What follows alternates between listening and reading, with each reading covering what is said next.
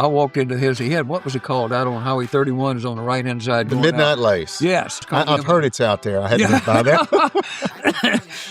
Travis called me and said, "Hey, Sheriff, come on by and see me tonight when you headed out of town or whatever you're doing." I said, "Okay, I'll stop by and see you." Well, I'd never been in the place. You didn't know what it was? Yeah, I knew it was a strip joint. So I walk in, and just inside the door to the left, I realized there was somebody right next to me. And I turned really quick to the left, and there's this staring me in the face. And I'm going, "What?" Is it a lady? Yes, she's on stage. Oh. And she's already stripped. Oh, okay. And the guys are, and I'm going, "What the hell?" Yeah, this is my time right now. It's my time right now. Yeah, this is my time. Welcome to another episode of East Texas Unfiltered. I'm J. Chad Parker. Today I've got a very, very interesting guest. I know I say that often, but I really mean it today. This was the sheriff of Smith County for 36 years. He's seen things, lived through things, and survived things, and he's here to tell us all about it. Your sheriff, J.B. Smith. Thank you for being here, Sheriff. My pleasure. Now, I want to open up with the first question I ask you off camera. As everybody knows you as JB, right? Yes. I've never read any article that said what JB standed for. What does JB stand for? It stands for James Bartley. Now, was that someone in your family back in Arkansas, your father? Who was that? That was from my grandfather. Just to give you a brief, Chad, I come from poverty. Deep poverty. When I look around today and they talk about poverty and the woman's butt's this wide, and I'm looking at this laughing going, "Where's the poverty?" We didn't have electricity till 1948. I was born in 1943. My entire life was in poverty in my younger years. I had absolutely nothing. We took a bath in a number 3 galvanized wash tub. We had sponge bath, not sponges. Hell, you didn't have sponges. You had a washcloth? You had an old washcloth, and there was a wash rag because there was no, it was the best we had, but it was real poverty. I've read up on this, and I wanted to explore your early life a little bit because I don't see it's been explored other than you grew up in a small town in Arkansas. Is that right? No, I basically grew up in the country south of a small town. Okay. And like I said, we had no electricity till 1948, so there was nothing. Town was a too broad a word for where you lived. Oh, yeah. There was a crossroads. But we didn't know we were poor because everybody around us was poor. We picked cotton. We raised everything we ate, everything. And in the summertime, Grandma would, it was 2 families living under one little small roof. She would can the food for the winter months. We raised hogs. Everything came from that hog, including making lye soap. Everything came from hog. You guys literally didn't buy any provisions from a store at all? I'll take that back. We bought flour and sometimes to cook with. And yes, that's what we bought was flour. I read you never met your father? Didn't know my father. He came into town in 1942 and impregnated my mother. My mother had 6 kids by 6 different men. All right. That's not a good base to be raised in. My stepfather was an alcoholic, full-blown alcoholic that let me know every day that I wasn't his. I used to hide from him at nights. He would come home from a sawmill, and he'd start drinking Four Roses, I think was the name of that old cheap whiskey back then. Was it bootleg or was it actually it was bootleg? And then he would, White Lightning. But he was an alcoholic, and he was very abusive. And I still to this day wear a few scars from that. Well, that's got to be true. I mean, I can't imagine that environment, especially amongst siblings that, I don't know, were you close with those other siblings? None. Okay. None. Had no relationship with them at all because I was the loner. The rest of them never left Arkansas. I was the only one. I always had a burning in my gut to say, "Get out of here. You got to get out of here." There was an old county judge, and he was injured aboard the USS Arizona in World War II when they bombed Pearl Harbor. Is that the ship that sunk that's still there? Yes. And his name was Rex Vick, and Rex was the county judge. And he told me one day, he said, boy, you've got a future, but you got to get out of here. You got to get out of here. How old were you when you got out of Arkansas? I left February the 10th, 1960, when I joined the United States Navy at 17 years old with an 8th grade education. How did you enlist out in the middle of nowhere in order to join the Navy back then? We had moved into town because my stepfather was working at the sawmill and he wanted to leave the country, so we moved into town. But I was just left alone to raise myself. All the kids were. We had no supervision whatsoever. We weren't encouraged to go to school. So I was by myself. And you just quit going in the 8th grade? I just quit going in the 8th grade and hung out for a couple of years there working. I worked at the Pastime Theater, which is the only theater in town, for $9 a week, 6 nights a week I worked. And then I got me a room at the Southern Hotel at 13 years old. Where you lived? Yes. And I washed dishes. You didn't have child labor laws in the 1950s. CPS? No. Good gosh. There was nothing. When you're in southern Arkansas. I mean, you're in the middle of nowhere. In the middle of nowhere. Did you have a television? Not until probably I was 14 or 15. I saw television at the hotel, but they gave me a little room with nothing in it except I didn't even have a bathroom. I had to go down the hall to the bathroom and take a shower there or clean up. But they gave me a room, but I washed dishes at night for the hotel, and I carried luggage for the people checking in Warren, Arkansas. And it was... Where is that in the state of Arkansas? Well, I laughingly say you get on Interstate 20, you go east till you smell it, and then turn north till you step in it. It's if you go to El Dorado, Arkansas, it's about 35 miles northeast of El Dorado. How did you know, or did someone tell you that, hey, JB, you maybe should join the Navy and you can get out of here? The judge told me I just needed to get out of there, and he was in the Navy, and so I thought, this is my way out. Was he a mentor to you? Yes. You didn't have one? No, I had no mentors. I had nobody. But I always had that burning in my gut, Chad. That's the thing that drove me. I got to get out of here. I got to go. I got to go. There's something else out there, something somewhere. It's not here. And I didn't want to grow up like the rest of the people in that town. They had no future. They had nothing. So you enlisted. You got on a bus, and what'd you say? What year was it? February the 10th, 1960, when Vietnam was kicking off. Okay. It was kicking off. Advisors were there. They were taking anybody that could breathe. They didn't care. They just needed bodies. You were smart enough to go in the Navy. Oh, yeah. I didn't want to go in the Army. Infantry. Yeah, I didn't want to go in the infantry. You'd sleep on the ground. Hell, I had enough of that. I wanted 3 meals a day. I didn't, I had to fight to eat. What about your basic training? Where did they send you for San Diego, California. Most of those guys in my company, when we were going through boot camp, were and complaining about, I just can't believe it. And I'm thinking, this is the best I've ever had in my life. Right. I mean, you had a house, you had clothes, I had food. A roof over my head. I had food, 3 meals a day, Chad. Man, those guys were saying, this tastes like crap. And I'm going, yeah, it sure does. Yeah, give me some more of this crap. And so after boot camp, I mean, are you assigned, are you sent somewhere or stationed somewhere? I spent a year and a half in the fire department for the naval crash unit, aircraft crash unit at the Naval Air Station North Island in San Diego. And then they put me aboard the USS Bennington, an aircraft carrier. And Chad, they gave me, and I didn't realize it, didn't know this until just a few years ago, but that was the most dangerous job in the United States Navy, which is hook runner and catapults and rescue gear. I did that for 3.5 years. Is that when a plane lands on the aircraft carrier? Yeah, you're the hook runner. Daylight or dark, you run out. And of course, we had prop jobs during the Vietnam era. We did 2 tours of Vietnam. We had those little A3 Skyhawks, and they had props, big, huge props on them. Well, you had to know what you was doing or you'd walk into one of those props. We lost 2 guys that walked into props while we were in Vietnam. How long were you in the service? 4 years. And then you got out of the service, and you were there in San Diego, California? In San Diego, and the only thing I'd been trained at was really to be a fireman, a fire department.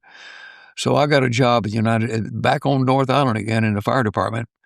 And I kept thinking, I really always wanted to be a police officer. And I think it was that inside gut to do something to raise myself above the way I was raised. Just that burning. burning inside. And so I went to work for the San Diego Police Department, and I only spent about a year with them and realized you needed a better education Than what you had at the time? than what I had because I didn't have anything. What are you saying? I needed better education to advance in the Yes, department? of course. So I went back to the fire department. I went and sat with 16-year-olds and got my high school education. And then I went to Grossmont College and took a couple of classes and did a little better. But I always had the desire to come back to the southern part of the United States. It just wasn't the same out there. And I felt Even that. back in the 1960s? Oh, yeah, I guess yeah. it was probably wilder in the 67, 68. Yeah. That was when the hippie unit, I remember when we pulled into San Francisco from Vietnam on our first tour, there were people walking around with signs saying baby killers and Right. stuff like that. We thinking, what the hell are you people talking about? We haven't killed any babies. But you just let it go. I've always had the ability to let it go. Yeah, I mean, you seem to, and we'll talk about this in a little while, but you seem to let people that have come for you, treated you poorly, tried to get you, whatever, not really stay with you and let it go. Joe Tunnell said, and he was my mentor. He was a judge here. He defended me when I was really having a tough time.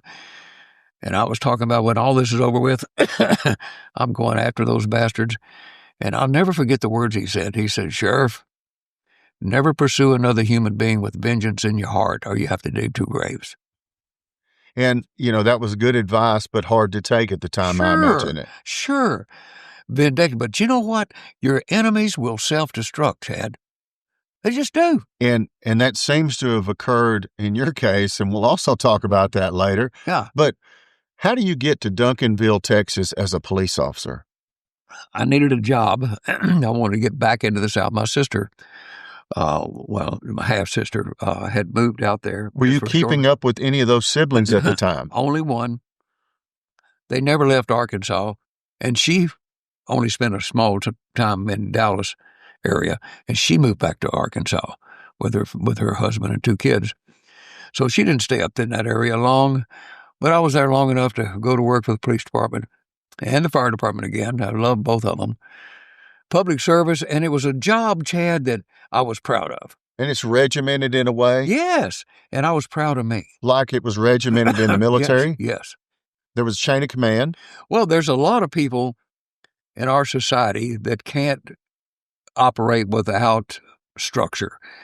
Now, I'm not one of them, but I needed structure at that time.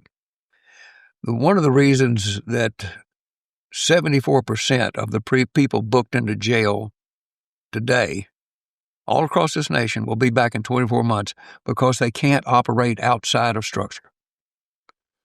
Well, I know you've seen a lot of that, but you get to Duncanville, you have no connection to Tyler, Texas that I know of before this period of time, do you? Drove through here accidentally. And I mean, literally accidentally. Just drove through here accidentally. Probably on your way to Shreveport. No, I was headed back to Arkansas for a visit, and I just came through Tyler, Texas, and I came up South Broadway, which there was nothing. The mall wasn't being built even then. And I passed Bergfield Park, and I thought, my God, this place is beautiful. It's clean. There's no trash on the streets. So I decided, well, I'm just going downtown. And I said, wow, this is really a pretty place. Which would have been the square in what year? This was 1969. Okay, so 69, you're down at the square. The old courthouse that's been... It was gone. It was gone. Right. I mean, it's the one we got now that's being torn down. Yeah. So you're looking around, and then how do you end up in the... you went to the Tyler Police Department. I went to the Tyler Police Department. You've obviously done your research. I went to the Tyler Police Department, and there was one guy standing in the hallway, an older man. And I walked in, and I introduced myself, and he said, oh, my name's L.B. Odom. I said, well, nice to meet you, Mr. Odom. This is a great place. And he said, well, we're hiring.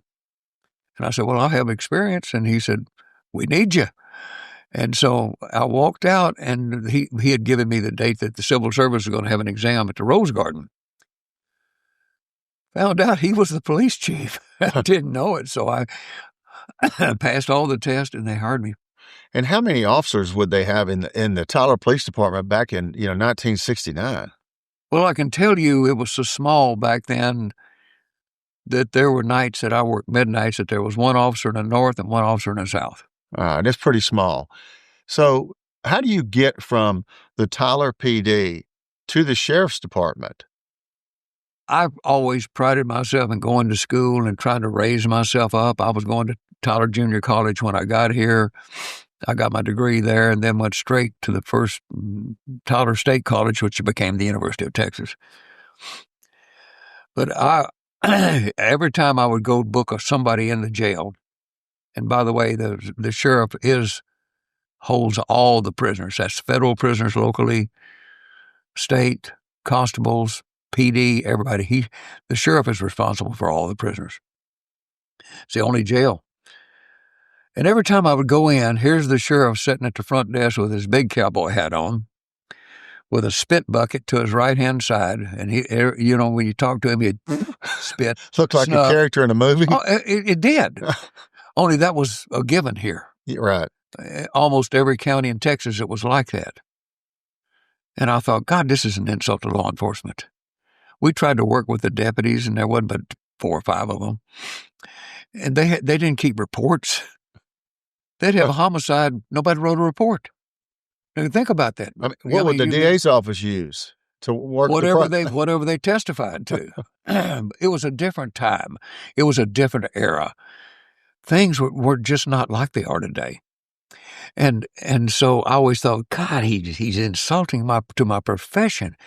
He was a nice old man, but he needs to be replaced. And so one day I gave a speech at the Marvin Methodist Church. In what capacity? As the public information officer, because nobody else wanted that job. For who? Tyler PD. Okay, you're still with the PD. Yeah, go give a speech. And I talk about how to prevent crime. What do you do? How to light up the outside of your house, how to prevent prowlers, how to prevent if you break down, if you're a lady and you break down, you have a flat tire, what do you do? And I gave this speech I was very proud of because I'd researched it. And the sheriff got up and he talked about how tough he was having it. He can't get any money from the commissioner's court. And he just can't, it was just gloom and doom. And I thought, good grief. That is so insulting. He gave these people absolutely nothing to walk away with. Nothing. And so you said, I'm going to join as a deputy? So I made a comment in front of a county commissioner by the name of Roy Stanley. Stanley's Barbecue? No, Roy Stanley was a county commissioner for years and years. He was big into the unions. He was a big, solid Democrat. He pretty much represented the Democratic Party. And, of course, on a local level, in 1964, 65, they went local Democrat all the time. Right. So I'll explain that to you in just a few moments. Much different than today. Yes. Well, I made the comment. I said, Roy, the guy just walked out of here and needed to leave these people with nothing except gloom and doom. He said, well, JB, if you don't like it, you ought to run for it. You'd make a good candidate. And I said, really? He said, yeah. He said, you ought to run for the job. So I started doing my research. I found out, Chad, that Tyler, Texas had gone over 51% Republican on a national level since 1955. We were one of the 3 counties in Texas that went for Goldwater. So that's why you ended up being a Republican? Yes. I opened the door for the Republican Party here. And I was the first guy to run as sheriff for the Republican Party since Reconstruction. What did you do between the time we're talking about? I guess you joined the sheriff's department, but you weren't elected for the first time. No, I never joined the sheriff's department. Okay, so you never worked for them. I was still at Tyler PD, and they all the way to the election in '76. Yes, and they told me the police chief named Ronnie Malik, whose wife killed him, as you know. Ronnie Malik said, "You can't work here and run for sheriff," and I said, "Okay." So I went and talked to Wilton Fair. Do you remember Wilton? I know the name. The Fair Foundation. Obviously, was very wonderful prominent. man. And he said, if you run on a Republican ticket, as we discussed, he said, I'll give you part-time jobs to do between now and the election. And if you lose the election, you go back with the police department. So I cleared that with the police chief, and he said, yeah, if you lose the election, you come back to the police department. I did stuff. I hired a guy named Dana Adams. The artist? The artist, Dana Adams. Yeah, his son was my age. Dana Adams is probably one of the smartest individuals I ever met in my life when it comes to detailed advertisement. And we were sitting talking one day, and he said, JB, a politician is no different than a can of beans at a grocery store. Which one is advertised and the best? That's the one people are going to pick up. They're going to pick up Hunt's beans before they pick up X number brands. Because they know the name? Sure, they know the name. And he said, politicians are no different. Your job that you're running for office is no different. Dana helped me put together some of the greatest ads in the history of the Eastern District of Texas. Were they newspaper ads? Yeah, newspaper was big back then. Right, and there wasn't really television advertising so much. No, only had one station. Right. KLTV. And the billboards, I don't know if that was a thing. It was. But he's the one also that told me that billboards, those huge billboards, the average person has less than 5 seconds to read that billboard. So you never put more than 10 words on a billboard. Well, yeah. Now think about that. Yeah, that's for sure. I mean, he said, don't put a bunch of crap on it. Don't get hurt twice. That's 4. Exactly. and so he said, you keep your numbers down, and that way.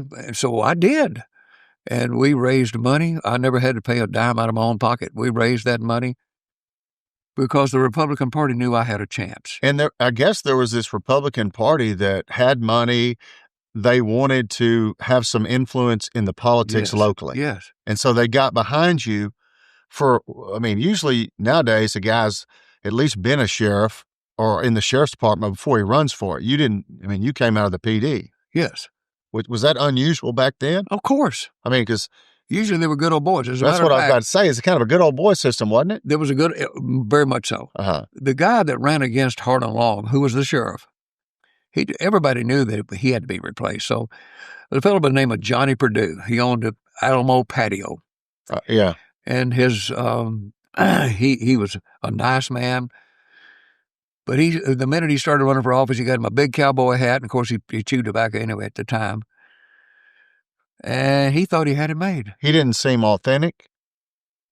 I mean, the cowboy hat was a kind of a prop for the election. Yeah, but he was your typical good old boy, snuff dipping, tobacco chewing. Any law enforcement experience?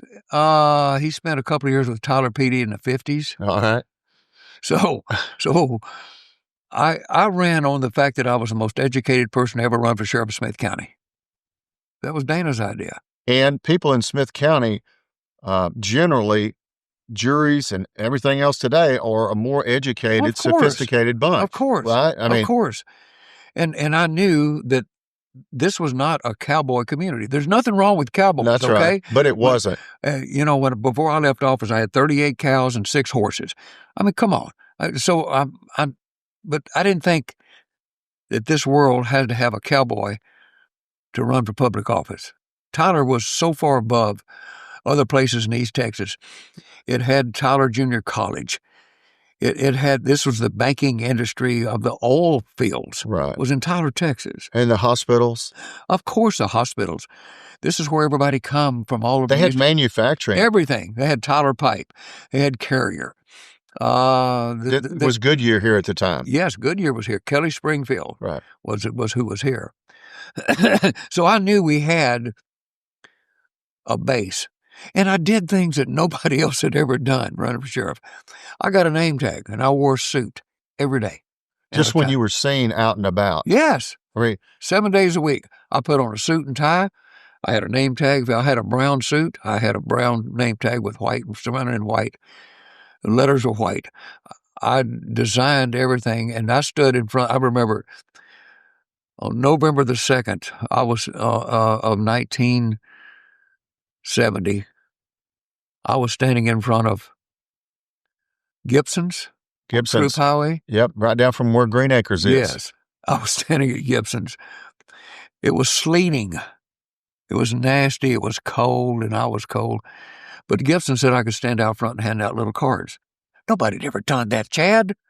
Nobody did those things back in those days. If you're a snuff-dipping cowboy, you can run for sheriff, and that boy's still wearing knickers. That's what they said about me. Yeah. And so this couple, a guy walks in, there's two women behind him. And he walks in, he takes my card, he looks at me and he goes, shh. He throws my card down on the ground right in front of me. And I said, well, thank you, sir. Thank you.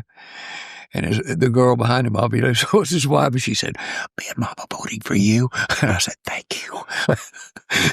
That's how I got in, was shaking hands, doing unconventional stuff that nobody else had ever done. They call that grassroots today. Yeah, well, yeah, now, and I don't know who the hell gets credit for it, but J.B. Smith's the one that started it. What about the newspaper? Did they endorse you? No. They didn't endorse anybody that year. It was an unusual election. They didn't endorse, somebody local. Were you seen as an outsider of any kind running for office? Oh, of course. I mean, like, here's this guy, he hadn't lived in Tyler, and Tyler was kind of a clique community. There was a small group of families and people that had a lot of power or say. Very much so. There was the Weisenbakers. Roy Sr.? Yeah, the Fairs, Isidore Rouge, a lot of old timers. People's Banks, Dub Rider, Bob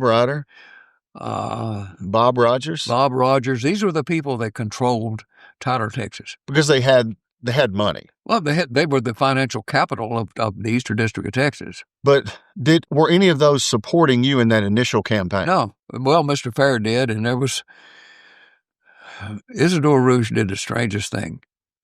I went to see him because I went to everybody. I mean, you can't Democrats and Republicans. You can't have if you don't ask.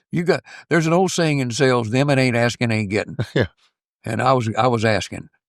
I was not humble. I would walk in and say, and so I walked in knowing Isidore Rouge was a big Democrat. Right. Isidore Rouge. A lot of people were back then, weren't they? Oh yeah. Well, on the surface. Right. He sat there and he just looked at me across that desk, and surprisingly enough, it didn't make me nervous. These were very wealthy people, but I was who I was, and I was confident in who I was. Always was. Not overconfident, right. Just confident in my ability to do this job. He listened to my spiel, and I told him, I said, we need a change. And he said, yeah, we do. And I got up and I said, thank you, sir. I want to thank you for your time. And he said, there's something on the floor over here. I said, do what? I walked around, he had a $100 bill on the floor, so he kicked it over towards me. He said, I don't know where that came from. You just found it. Think about this, Chad. This is the way it was in 1976. Okay? Long time ago. But he was supporting me. Hell, he voted for me. But he wouldn't tell people that because he was Mr. Democrat. He doesn't seem like a guy, I don't know him. I knew his grandson, but he probably wasn't a big fan of the old tobacco spit and cowboy hat, right? Mr. Roos would have been Jewish. He would not have likely been a big fan of maybe the mentality of the sheriff at the time. The majority of Smith County wasn't. I didn't carry, when the election was finished, I didn't carry the majority of Lindale and True and White House because a lot of these places were rural. Yeah, more country. But I kicked their butts in Tyler, Texas. South Tyler came out in force for me. This guy that had beat Hardin Long in the primary as a Democrat went to Austin and told him he was the new sheriff of Smith County. And this guy named Billy at the academy at the DPS says, don't you have a Republican opponent? And he said, that's still a baby boy wearing knickers. But you won. Oh, I spanked him like a yard dog. What do you think the percentages were in 1976 in that first election? I don't remember. I know that here's a stat for you.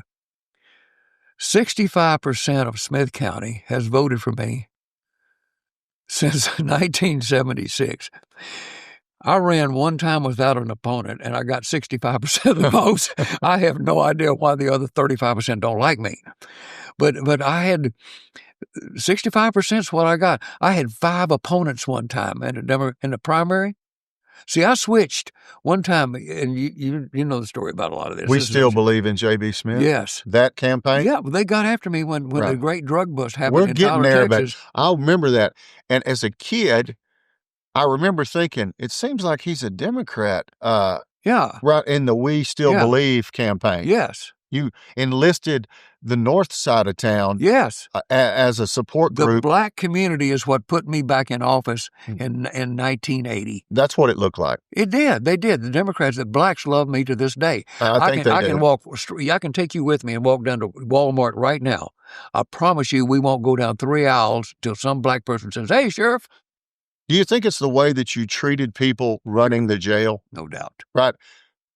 Maybe compared to people before you and even the police department as a contrast? Well, I ran some surveys running the jail, and Chad, I've got thousands of stories. Okay, No, I know there's you. thousands of stories here that brought me through this world of turmoil. I found out in 1977 by running a survey in the jail that as high as 80% don't have a high school education. So I got a hold of the Texas Education Agency. I brought them in, and they started teaching reading, writing, and arithmetic, and how to pass the GED. So that maybe when they got out, they wouldn't When come they got back? out, yeah. And, I attempted. Right. I tried to Did you contribute. meet resistance with that? No one said a word about it. Surprisingly enough, there's so many things that I did. For example, I brought in AA into the jail because 85% on an average have an alcohol or substance abuse problem of some sort. 85%. That's a real high stat. Right. I mean, there's got to be some correlation from that and being in the jail. Yes, because so many of them had alcohol problems, so many of them. And we tried to help them through AA. Whether it helped or not, I don't know, because we don't have stats on the success. We only got stats on the failures. That's right. Now, are you meeting any resistance? Let's say you get elected, you start off as the sheriff in 76, and you're going forward in your first term. Are you getting any resistance? Are you noticing any potential political opponents or enemies out there? Chad, I never did. I can't even remember those opponents. I'm sure I had some. Well, I just didn't know if you knew somebody was against you from the start when you won. Oh, yeah. But I've never wasted my time with my enemies. I never have been one of those that thinks about the negative crap in life. I've always, and it's just in my DNA. Where did I get it? I don't know, because I didn't know my father. But I've never, ever, I'm always looking down the road as to what I can do better and do it, with more. Would you say you had good instincts? It was my instincts. I didn't learn that from anybody. Right. That's what I'm hearing you say. It's something that was inside of me. Still is today. Hell, I'm still at 82 years old thinking, what can I do tomorrow? How can well, I mean, you seem to enjoy life and kind of embrace it even to this day, huh? Oh, man. And I learned something, and I never heard it quoted until recently. If it is to be, it's up to me. I've never had anybody say, come on, JB, you can do this. Come on, man. You need to go get an education, do this. I just had that instinct inside of me that said, okay, dumbass, you raise yourself up. Keep coming up. And I've done that all my life. Still doing it today. I heard a guy say one time, how did he say it? You can't soar with eagles if you squat with buzzards. I mean, those are good phrases and life lessons to you, I'm sure, in them. I'm trying to get us into your first term. Johnny Bedingfield, now he was with you a long time. Johnny was with me a number of years. And did he work at the police department? Yes. Johnny saved my life in North Tyler. Did you bring him to the sheriff's department with you? No. Johnny had quit the police department and was driving a truck for Southern because they paid a lot of money. I mean, they were paying unbelievable salaries to the truck drivers. Johnny saved my life in North Tyler one time when I got into a shootout up there, and he shot the guy that was trying to kill me. Was he a deputy sheriff at the time? No, he was Tyler PD. Okay. We were both Tyler PD. So I felt like I owed something to Johnny, and Johnny had good organizational skills. So he helped me pull that agency back together again after they kicked me out. I was in and out for 2 years. Right. But he came in during that time frame or after you were put back in for the last time? I hired him the day I came back. Okay. All right. So Johnny's later. Because, when you think about the sheriff's department, if you've lived here your whole life, besides you think Johnny Bedingfield and Bobby Gorman, Yes. right? Yes. Was Bobby, your tip of the hat to the black community No. in a position of power, but for them supporting you the way No. they did? I never promoted anybody because of the race. Never. How did you know? Was Bobby already in the sheriff's department? No, but I gave a speech in Wood County many, many years ago, and Bobby Gorman was working for the Mineola Police Department. And he had such a great attitude, Chad. No, he did. He was He's very likable. laughing all the time, and the guys are, excuse me, riding his butt about him being a token black, and and Bobby just laughing with them. And I thought, I need that man, and I hired him. And so I offered him a job that day. I mean, in the hierarchy of things for a lot of your career, was it you and Bobby and Johnny that were kind of at the top? Yes. Because through the years, that's kind of what I saw the sheriff's department as. And both those guys were with you a long time. Oh, yeah. Bobby was with me a total of about 34 years. Well, it's funny. Years. We're getting to the controversial years here. All right. Yeah. And I'm going to call those the Smith County Justice years. Okay. Because that's the name of the book. Yeah. And the reason I mentioned Bobby is because I had seen Bobby's name in the book. Like, when that stuff came up with the Casa de Oro, the check-in passing and all that stuff, Bobby's name is written in the book, is somehow involved. So is he at the department at that time? Yes. I hired Bobby out of Mineola, as I told you. But he came to me as a patrolman working the streets, and he was his attitude was so good that I steadily and moved him up the ranks to sergeant, lieutenant, captain, and then finally my chief. But it was all because of his attitude and his ability to get along with the public. What a magnificent man. He's probably one of the. Did you know I've never heard any cuss words come out of that man's mouth? And for back in Tyler, I would think that Bobby faced maybe some prejudice, some racism. Of course. You can only racism, even within our own department. Right. I could see people cussing him. I could see people envious of his promotions. I could see people getting arrested or whatever, calling him horrible things. Well, I can quote one of the things that happened. We had a lieutenant. When I decided to promote Bobby from lieutenant to captain, he said, "I ain't working for no." I said, "You're fired." He went out the front door. His last name was Miller, and somebody turned around and said, "It's Miller time." But Bobby took the criticism, he took the abuse, and he was such a good, and still to this day is such a good man.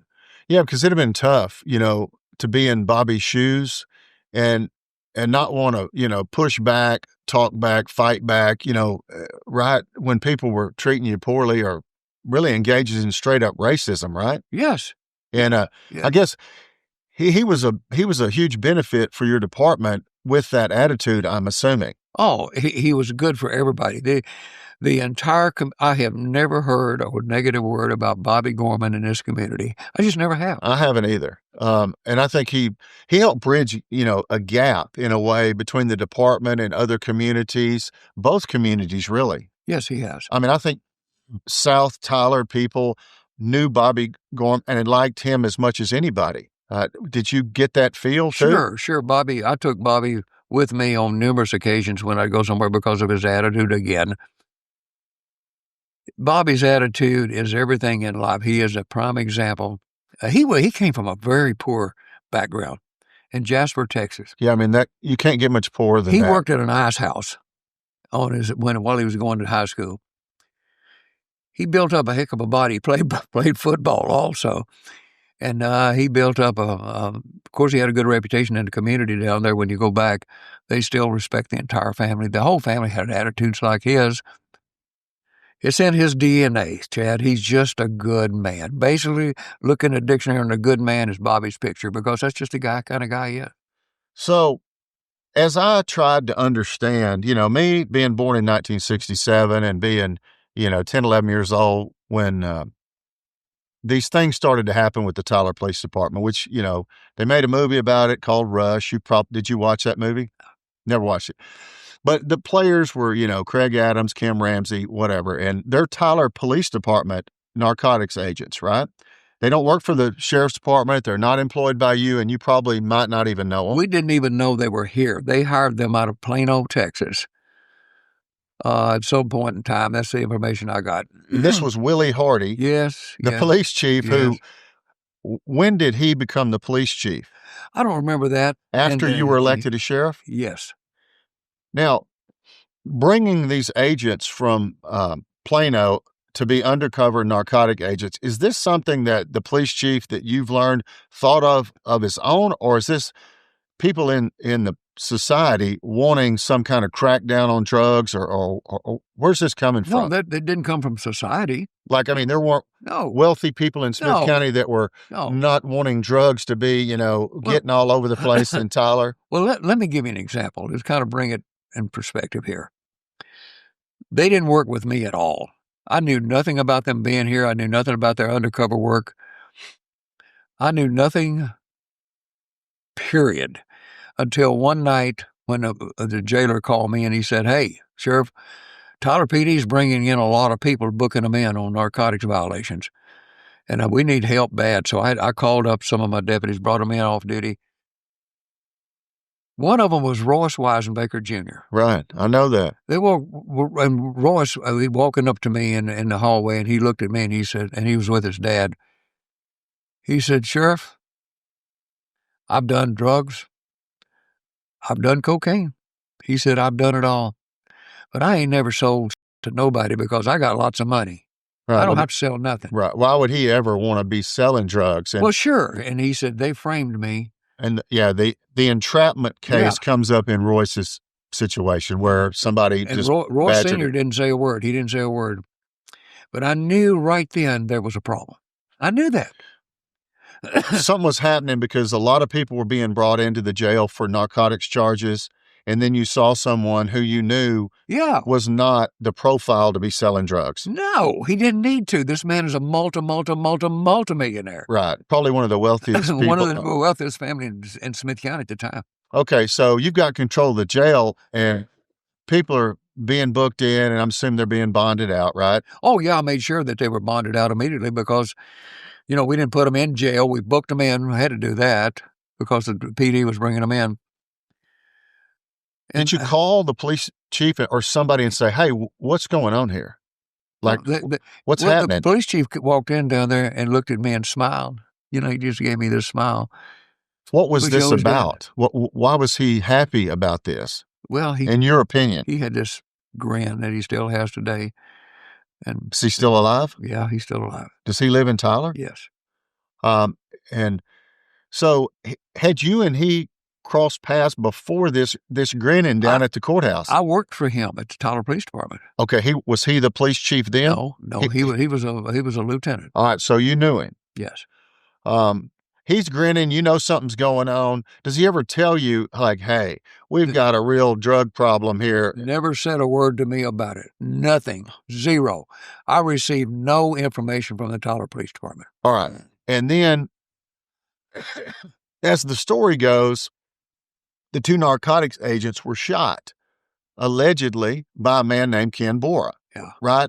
A nightclub owner, a drug seller, whatever. That's what they called it. And then that's what set this whole thing off, as I understand it, right? The prosecution of Ken Bora and then the case against him for shooting the narcotics agents, right? Yes. Is this the first time your department, because this was outside the city limits? Yes. Your deputies responded and were there in a few minutes from what the book says. Yes. And I always wondered, how could they be asked to ID?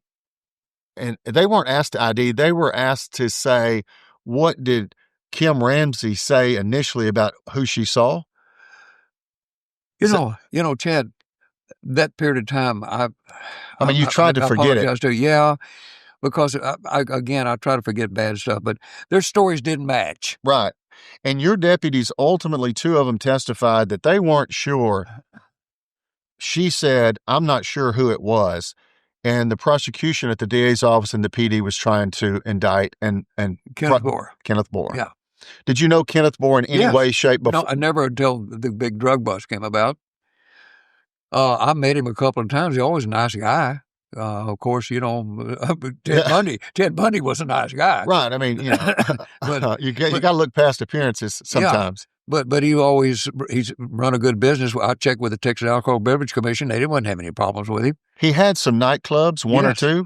Had two of them, to the best of my knowledge. I mean, I looked it up and tried to find the name. It said like Point 21 Club, and I was like, I've never heard of this. Well, one of them was at Beckham and Fifth Street on the left-hand side going east. Is that where the Light Lab and all those? Well, it's now owned by University of Texas Health. Right. That whole area. No, I know, but is it that strip center right there? Okay. Yes.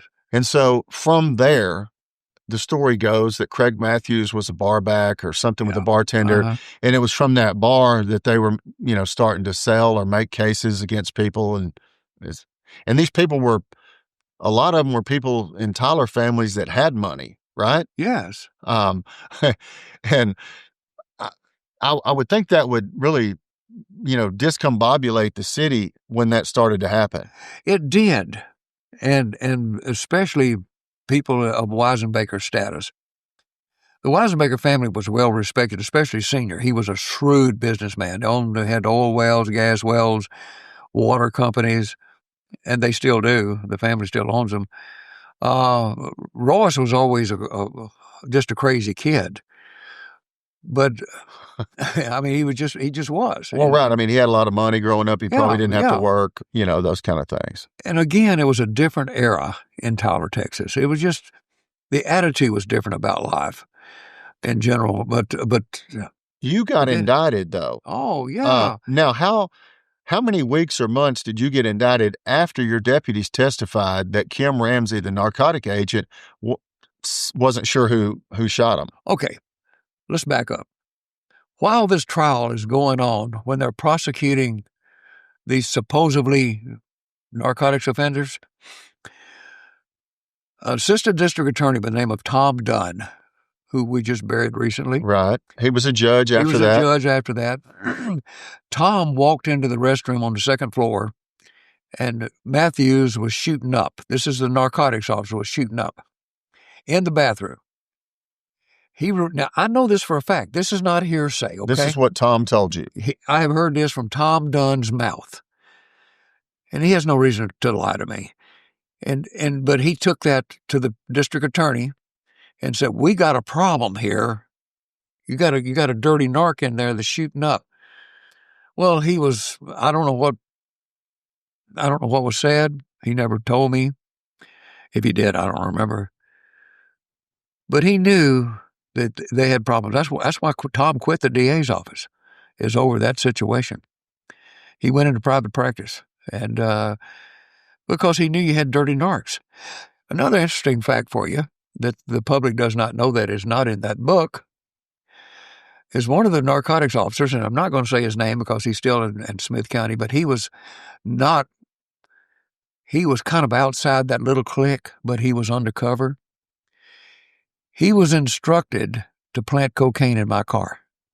He told me that. Now, can you get a grip on that?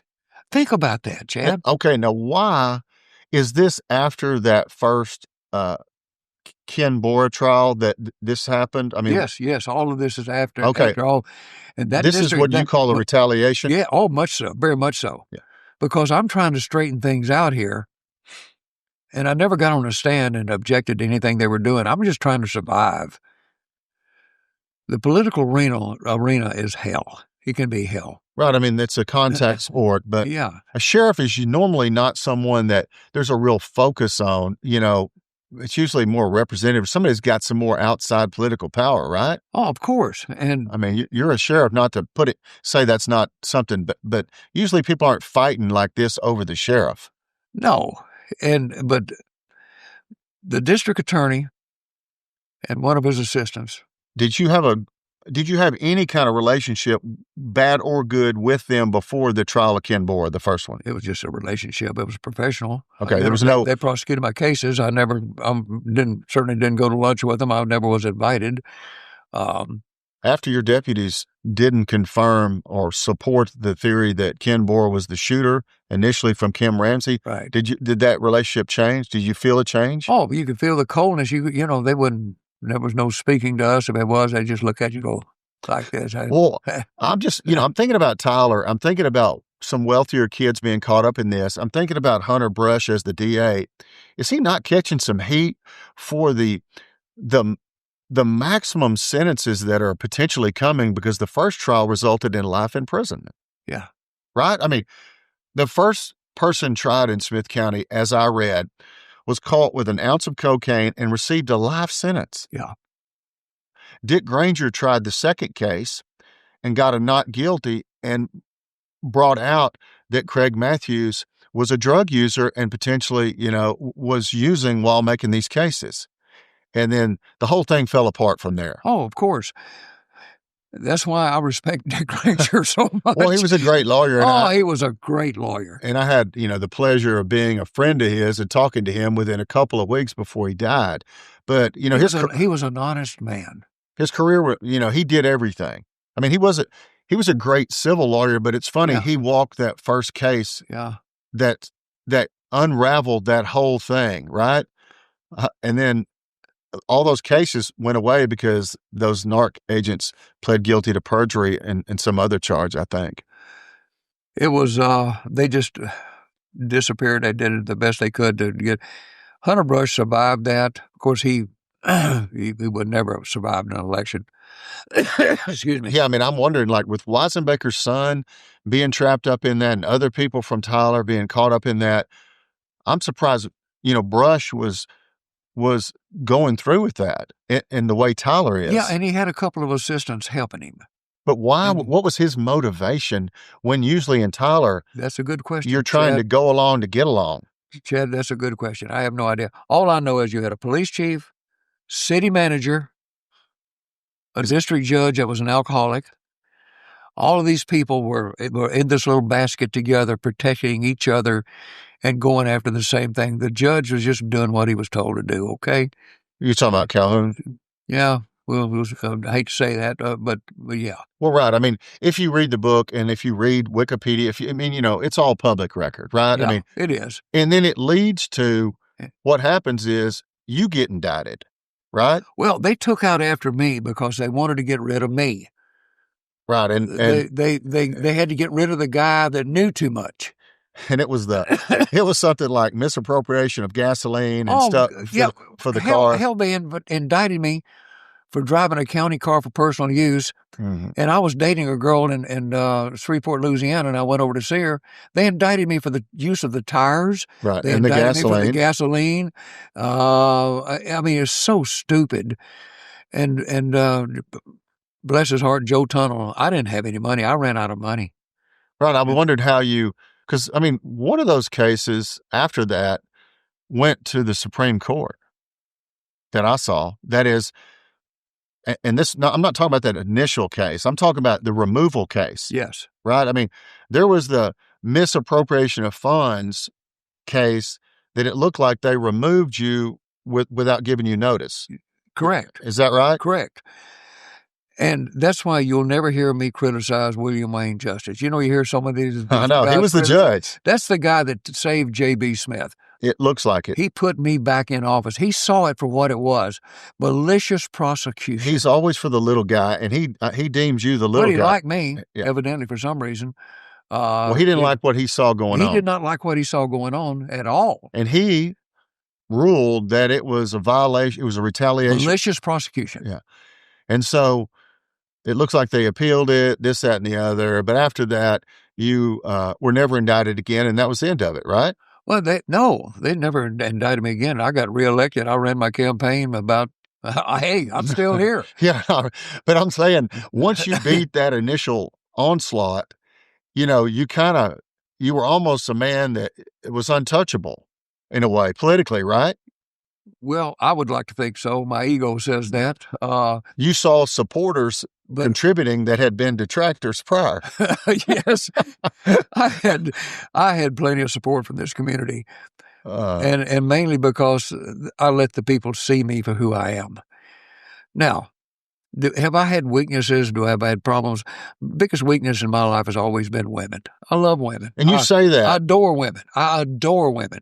And you'd think I wouldn't, having a mother that had 6 kids by 6 different men. You'd think that I had, that I would not be this way. But, I am what I am. And it's in the genes there somewhere. Well, what do you think about this? Do you think it has anything to do with, just looking for approval as a young person, a young boy, and not really having someone there, male or female, to I give? didn't have anybody. And I couldn't, when you come from the wrong side of the tracks, figuratively speaking. But approval from women in your mind, that's love, that's affection. That's affection. And that's something, care. if you've never had it, you crave it, right? That's correct. And you say that, hey, that's just how I was, right? For whatever reason, that's it, right? I mean, you'd stop. I have no hobbies. I don't hunt, I don't fish, and I don't play golf. The only hobby I have is, I call it assing around. I get in a car and I go driving. I just go driving. Even to this day? To this day. And did it this do you morning. have any intention in mind when you're assing around? Nothing. I just like to drive and think. Yeah. And so no radio on. I can drive from here to back to Arkansas and never turn the radio on. I just drive along and think. And that's probably been the best. Some people call that, there are names for it, but decompression. You're just kind of meditating or whatever. Meditating, whatever you're doing. Just thinking, getting your thoughts together. And so it takes a while for you to pull yourself together and say, why are you where you're at? How did you overcome poverty? How did you overcome these desires that to do something else? Where did this fire come from in your gut? That's hard to figure out. And as survival instincts. Sure. I think it's what it is. If I ever wrote another book, it'd be called Running from Arkansas. Because that's what I've been doing all my life, is running from Arkansas. Well, some people are too honest about themselves. Would you agree? I agree with that completely. You may be one of them? There's some people, yeah. There's been oftentimes I don't have a barrier. I just say what I think. We call that unfiltered. Yeah. I just. Hey, you can be as unfiltered as you'd like, because you're on that podcast. Yeah. I just never have. I've been one of the guys. When you spend 36 years with a newspaper looking up your dress every day, those people would take and they crucified me every time they got a chance. Now, why? I don't know. That's what I was going to get to. But the Clyde family hated my guts. And what do you think the origin of that was? I think it's because I stood up to Calvin Clyde one day. Who was the owner of the newspaper? He was the owner of the newspaper. And he said something to me that I didn't like, and I told him I was running the sheriff's office, that I'm going to do it honestly, and I'm going to do it the way I'm supposed to do it. He took in after me. They would plant 2 reporters at my newspaper, in my office. They would go through all of my reports every day. Just to see if there was some to see any scandal they could find. Any. They had a scanner in their reporters' cars. And they were on duty 24/7. If anything happened, those reporters showed up, Chad. I remember numerous times. But they had no content back then. Like, it was hard for them to generate content. So if they got after you, they're just thinking there's content here. An example. One time I had a sergeant that had an affair with a dispatcher. Yeah, this is one of those personnel issues that, as a sheriff, you had to handle. Newspaper got wind of it. It was on the front page 3 days in a row. They would just change one sentence. They'd change one sentence. What was the point of that article? Crucify me. Like you were running a poor department? Oh, of course. Yeah. The scandal in the sheriff's office. You didn't have, controls in place to avoid this or something. Correct. Yeah. And I still think to this day, the newspaper was in bed with the Tyler Police Department during those times. I think that. I'll never not think that. Did you see stories that ever heightened that suspicion? When all this blew up, they didn't pursue that like they pursued me. Right. I mean, that's what I'm saying. Did you look at the coverage of the police chief, the narcotics agents, the DA's office versus the coverage of yourself and say, it doesn't seem like it's adding up for what happened. No. I mean, there's no comparison between those things. I never did anything illegal. Never. Immoral? Probably yes, because I'm a young guy, single, running the roads, and I Right. love women. I like to dance. And so I've been seen in a honky-tonk dancing, but I've never been seen drunk. I just never had over one beer. One. Were you aware that there were eyes on you? Always. And so you had to be careful what you did. Always. But I enjoyed dancing, and I enjoyed femininity. And so I don't pull back. That's not against the law. Did you feel like the Tyler PD might be watching you Always. for a DWI? They were always watching me. Okay, so you really, I mean, if you went somewhere, you'd be looking around to see if Looking over your shoulder constantly. and did that continue? And it even filtered over into DPS. There was a guy by the name of Brown. That was a DPS trooper, hated my guts. And I don't know why. You never knew why. Never knew why. So I go to Longview one night to the Rio Palm Mile. Yeah. And I go dancing. I didn't have a drop to drink. I had a Coca-Cola. I get in my car. I'm headed home. He stops me on Interstate 20. Did you ask Gets him? me out of the car. I said, what's your problem? You been drinking? I said, no. Well, you were doing 5 over. I said, okay, write me a ticket. Let's go for it. He wrote me a ticket for 5 over. This is Sheriff of Smith County. So I get back and I take the ticket to DPS. I captain out here. And I said, I just want you to know I'm going to pay my ticket, okay? Because I'm 5 over, speed limit. But my policy is we don't write tickets till 10 over. And I thought DPS did the same thing. The captain never made any comment about it, but he took that ticket. He said, let me have the ticket. Brown was transferred. He was just, why the guy had a vendetta against me because I wasn't having an affair with his wife. I never said any 3 words to his wife or daughter or anybody else. I don't know why the guy had it in for me. But, people get these grudges and they have to have And they just say, I don't like J.B. Smith. They don't really know why. They don't know why. Who knows why? You were polarizing for whatever reason, right? Evidently. Like you said, 65 for, 45 against, no matter what. But you have to be visible to be in the political arena, regardless of what it is. Right. I mean, you can't. There's no winning. You just recently you interviewed our congressman. He's smart enough to know that there are thousands of people watch this podcast. Okay, he's smart enough to know that. He's smart enough to know that. The man does a good job, and if he doesn't let the people know it, how are they going to vote for him? And why should they vote for him if they don't know he's doing a good job? Same way with being the sheriff of the county. I laughingly tell people, I couldn't track a bleeding elephant in the snow, okay? But I surrounded myself with people that knew how to track. You weren't a real lawman. You were kind of a delegator. I was a figurehead. I was the face of the sheriff's office. And as my department, when I took that office, I had 28 employees and 58 prisoners. When I left it 36 years later, I had 355 personnel and 1,100 prisoners. Which is that's a big outfit to take care of. I went from my first budget in 1976 was $550,000. And the last one was what, 27 million? 27 million, I think it was. Yeah, 28. Did the opponents in the police department or the paper, did it ever get to a point where they kind of quit investigating you? No, I was almost, the last 4 terms when I announced I was retiring. And plus, at that period of time, all of the investigation stopped. It was just amazing. All those articles stopped. But what happens, Chad, is you can overkill. And they overkill. You know that. From going to trial, you can overkill if you're not careful. You can hurt a witness so bad that people start feeling bad for the witness. Of course.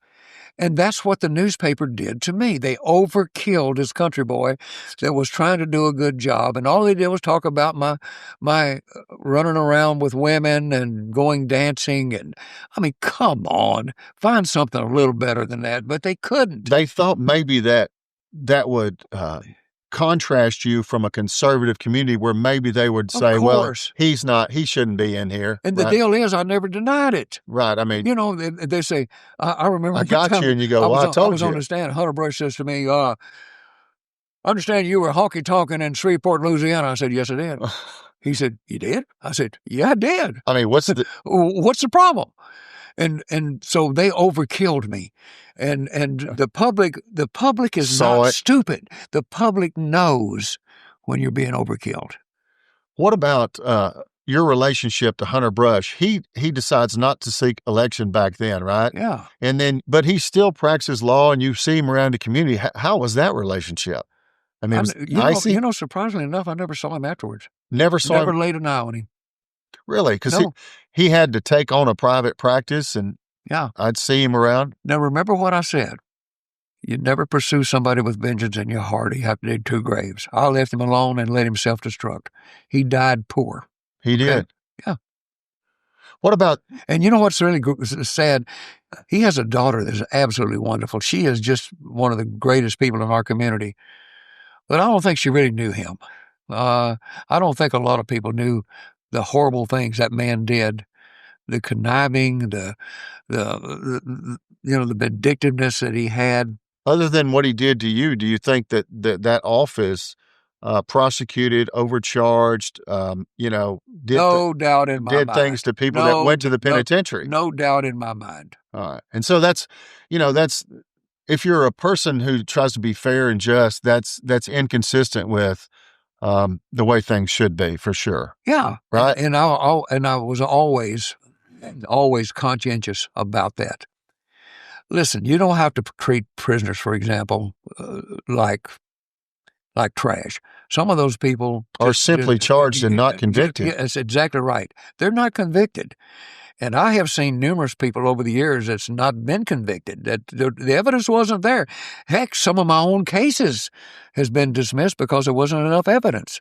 And so, I mean, the court system is the best in the world that we have.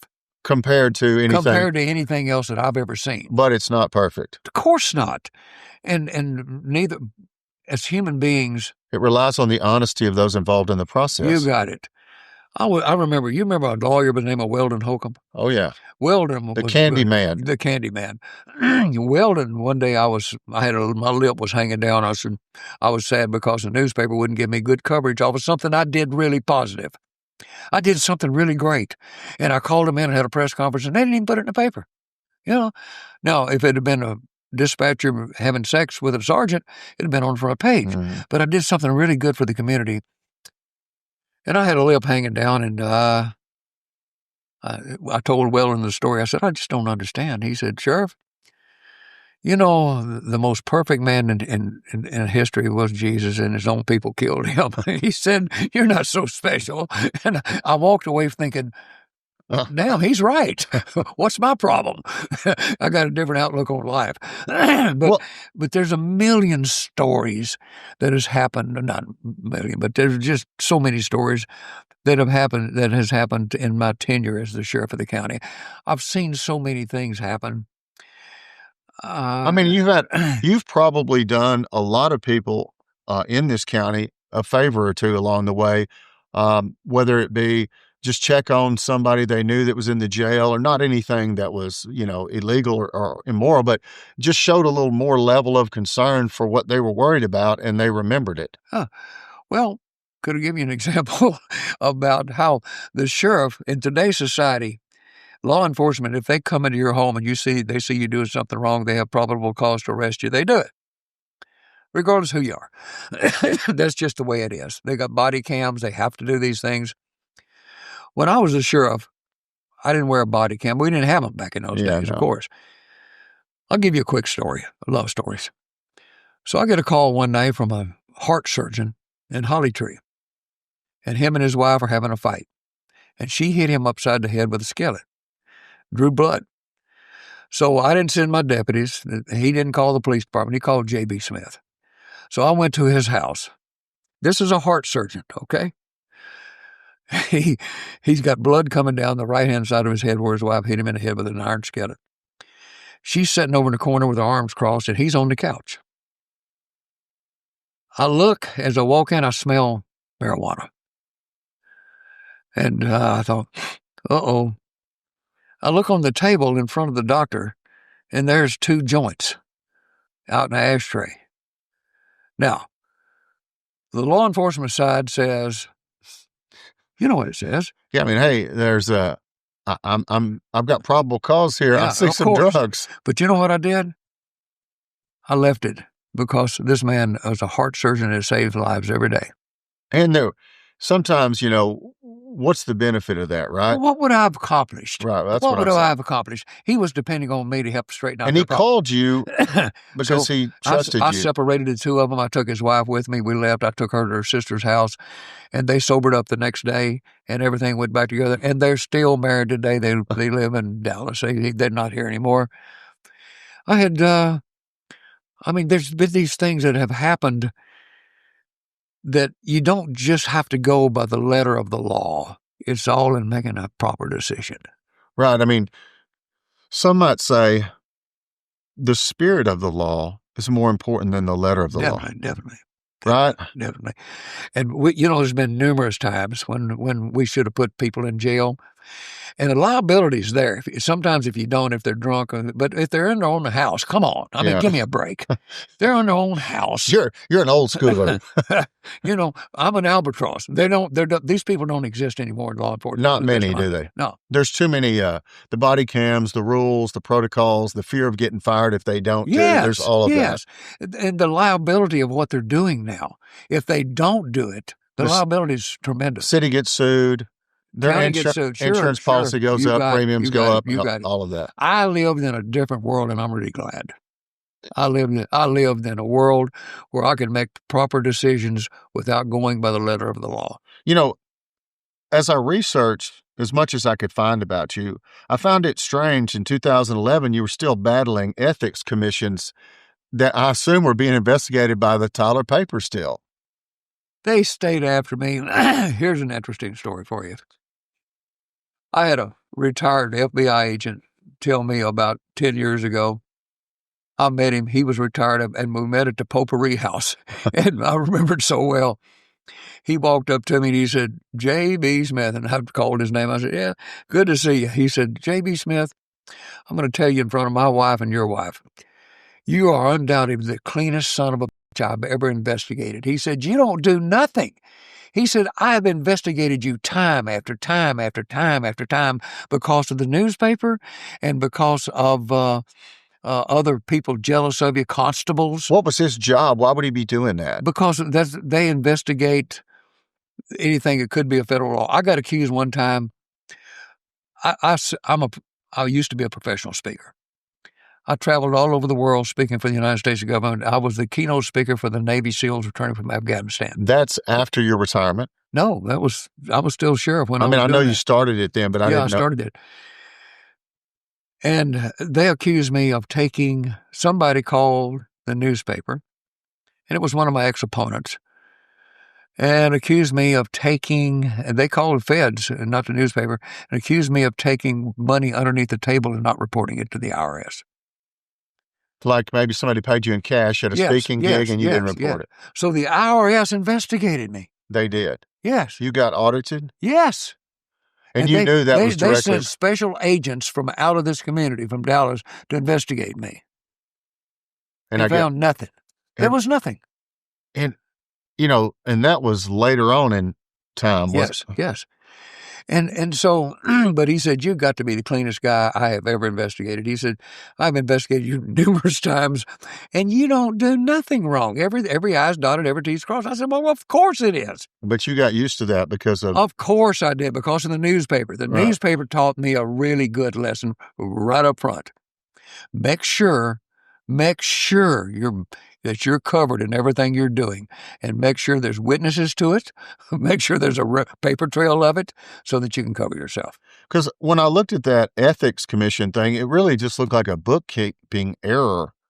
And I thought, wow, why is anybody putting any energy into this in 2011 against J.B. Smith? Because I had enemies that hated my guts. And Chad, I don't know why.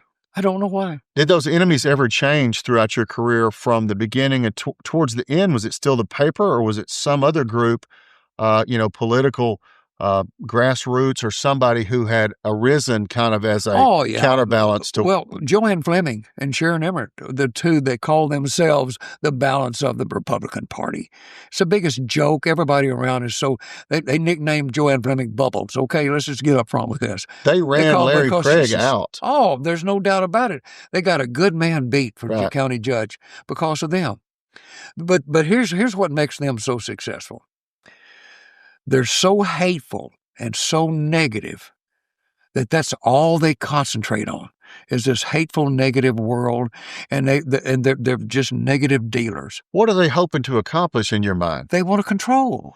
I mean, what is it? I mean, they target the spend. Do they target the person? I mean, what are they after that you see? If you don't adhere to their thoughts and their beliefs, And then you're their enemy. and pay them homage. Oh, you have to. And if you don't, You have to kiss their butts, or they just you are their enemy. And where does their I'm power? one of- Where does I'm- their power come from in your mind? hard work. This is what they do. They outwork everybody else. You and I, the average guy, just goes and says, "That's a good idea. I'll support that. Here's a check." Yeah. These people go door to door. They have this little base group of hateful people. They are. Did they I've seen try to them- beat I see them in you? court. I see them in court. Here's the way they go. They sit there going, in commissioner's court. Right, and that is about the budget and money. Everything, anything to do with somebody they don't like. You remember Smith Reynolds? Oh yeah, he was a mayor. He was a mayor. Many years ago, Smith Reynolds came to the commissioner's court. Bubbles, Joanne Fleming, and Sharon Emmett were on the court. So it was always a 3-2 vote. Always. And Joanne was not on the county commissioner's court. Yes. She was? Yes, she was a county commissioner. At that time? Yes. So I think she was on it. One of the two was Sharon on there. Emmert was on it Yeah. first. Yes, she was. And maybe it was just Sharon. Anyway, Smith Reynolds came in. This is so funny. He says, "I have a project for the county and the city to work on together. But before we talk about it, I just want you to know that there's a group of people here today belong to the organization called CAVE. That stands for Citizens Against Virtually Everything." And he said, "I expect them to vote against it," which they did. And he said, "But we need to pass that." Well, the court passed it, thank goodness. But that pretty much explains their little organization. It's Citizens Against Virtually Everything. If you don't adhere to their ways of thinking, then you're their enemy. You're the enemy of the people. And they really believe that. Not because it's not a good idea, but because you say you don't do what they say, or you. Oh, of course. Oh, they just, if they dislike you, they hate you. There's no in between. And you're a bad person. Oh, and yeah, everything. there's no in between. And they will do anything to destroy you. And so that little organization is responsible for a lot of my investigations, especially Sharon Emmert. You know, it's funny that people that you would think could have in Smith County a more, Christian approach, right? That's kind of the foundation behind what they're pushing or they're for, and the tactics that you're describing don't seem to be consistent with that. Oh, well, they jump behind this. Don't get me started on this group. They're probably one of the worst organizations in this community that are so negative. And I don't spend my time with negative human beings. Right. I mean, you would think, we're all citizens of either Tyler and or Smith County, right? I mean, and you want what's good for the county. And sometimes you have to spend some money in places to improve quality of life, infrastructure, whatever, right? I mean, and Don Warren was on this show, the mayor, and he talked about how difficult and how against things some people were. Oh, yeah. Did you ever really have to have the budget battle as the sheriff? Every year. Every year. Every year. What, did you have to go into the commissioner's court with? Yes. Did you prepare a budget yourself? Every year. Maybe you said, hey, some of the squad cars are, 20 years old. We got to get some new ones. I had squad cars with 250,000 miles on them. We couldn't buy tires. That's 250,000 miles? Yeah. we couldn't buy tires at a certain time. I remember doing one crunch. We had Wilton Fair bought gasoline for one of my patrol cars. That's how bad we were. What about, Larry Smith. He seems to navigate this pretty well, but seems to kind of be faced with the same kind of budgetary constraints. Is he? I mean, what do you think about Larry? I mean, do you like Larry? Is he a good sheriff? I mean, what do you think about Larry? Larry has done a good job, but Larry is a micromanager, which is entirely different than me. That's not your style, was it? Teddy Roosevelt said in 1901, a smart administrator surrounds himself with intelligent people, point them in the direction you want them to go, and then to leave them alone. I did. I surrounded myself with real good people that could solve murder cases, with people that could do certain things. And I put those people in specialized positions and where they were happy. And let me tell you something. I had to run them off at night. They wouldn't want to go home. They wanted to stay and work because they loved their job so much. I had an entirely different way that I ran things. Now, Larry has been very efficient, and this is the way law enforcement is today. And it's a product of his environment. Like, Yes. right, he's being micromanaged himself. I could not be the sheriff today. I could. Larry has to worry about some political issue exploding out of. But he doesn't have a newspaper. Yeah, He doesn't have investigative reporters. The KLTV, KYT, actually KTK, they don't have investigative reporters. They're not a proactive organization. They're reactive organizations. Right. Nobody's actually, doing an inside expose on the Smith County Sheriff's Department. No, not like me. I had two. It's coming from those that look at the budgets for the Commissioner's Court. Yes. That's really where the investigating is being done now. Yes. And Larry has he has an outstanding group of people working for him. He's got a couple of 3 chiefs now that are just doing outstanding jobs. I just didn't know if you were the former sheriff, and No. and he won after you, didn't he? Yes. I didn't run again, and he ran and won. And Larry he comes from a federal background. Right. He's got an ATF background. Yes. People use that against him in the campaign. Yes, I remember, they did. he's a Fed. He's going to listen to the Feds. That kind of. I remember that. That didn't happen. Larry has been a very good sheriff. He's been a big supporter of the community. But he's not, we just had 2 different personalities. I'm one of those guys, I'm going, hey, I'm out there with them. And I went to everything from baptisms to goat ropings. I went to anything moving because I wanted them to know who J.B. Smith is. This thing has gotten so big, Larry can't do that because the county's so big. And there's so many things going on. He can't do that. There was a time I remember when I was younger that, I thought Jack Skeen was at every funeral that happened. It was. So was I. Yeah. Right? You say, I didn't know he knew him. It's almost like that was the way y'all did things. Yes. But because we belong to the public. Yeah. See, that's what I tell these guys that are constables and justice of the peace. I say, listen, you're working for the people. They approve you every 4 years, but you don't. I had a guy ask me one time, he said, well, the election's over. It's been a whole week. What you going to do when you run for re-election? I said, today. I start today, not 3 months before the election. With the paper, you had to be that way. Oh, I had to be. It was a very defensive mode, but let me tell you, Chad, it made a hell of a man out of me. I think it did, because I've managed to withstand a lot of trauma due to that newspaper.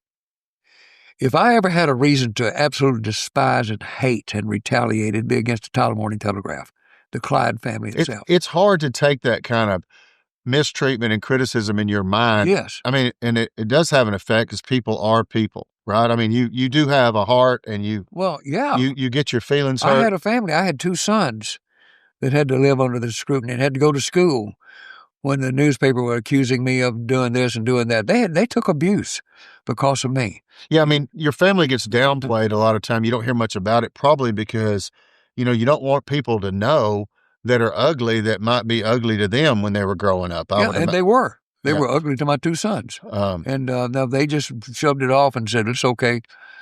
I'd talk to them, take them out to the farm, and we'd laugh and joke and try. I got to do some. The farm where you had the prison labor working? No.